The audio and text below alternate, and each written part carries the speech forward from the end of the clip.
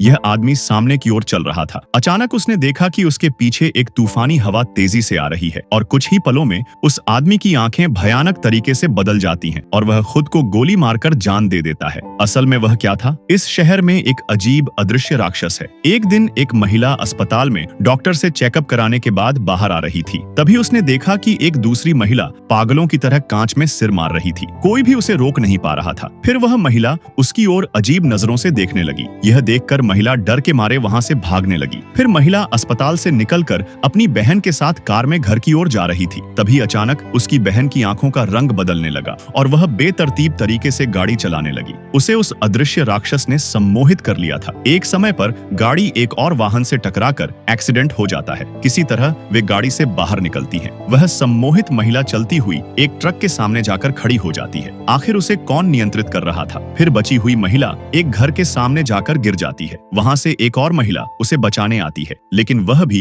अदृश्य राक्षस द्वारा सम्मोहित हो जाती है। फिर वह महिला एक जलती हुई कार में जाकर बैठ जाती है और कार पल भर में फट जाती है। इसके बाद वह महिला एक घर में जाकर शरण लेती है जहां कुछ और लोग भी मौजूद होते हैं। वहां एक आदमी बाहर की स्थिति को सीसीटीवी पर देख रहा होता है, लेकिन उसी सीसीटीवी के जरिए वह आदमी भी शैतान के नियंत्रण में आ जाता है और तुरंत मर जाता है। फिर घर के सभी लोग खाने की चीजें लाने के लिए कार से बाहर निकलते हैं, लेकिन चारों ओर से वे उस अदृश्य राक्षस से घिर जाते हैं। किसी तरह वे एक सुपर शॉप में पहुंचकर वहां शरण लेते हैं। एक दिन उनके घर में एक पागल आदमी घुस आता है। वह अंदर आकर खिड़की से सारे कागज हटा देता है। फिर वह भी उस अदृश्य राक्षस के प्रभाव में आ जाता है। उसकी आंखों का रंग अजीब तरह से बदल जाता है और महिला भी पल भर में नियंत्रण खो बैठती है। वह भागते हुए खिड़की से कूदकर अपनी जान दे देती है। फिर वह पागल आदमी एक बूढ़ी महिला की आंखें जबरदस्ती खोलकर रखता है और वह महिला भी राक्षस के काबू में आ जाती है और खुद को मार लेती है। इसके बाद वह महिला अपने बच्चों से कहती है, चाहे कुछ भी हो जाए, अपनी आंखें कभी मत खोलना। और उस खतरनाक अदृश्य राक्षस से बचने के लिए वह महिला अपने और अपने बच्चों की आंखों पर कपड़ा बांधकर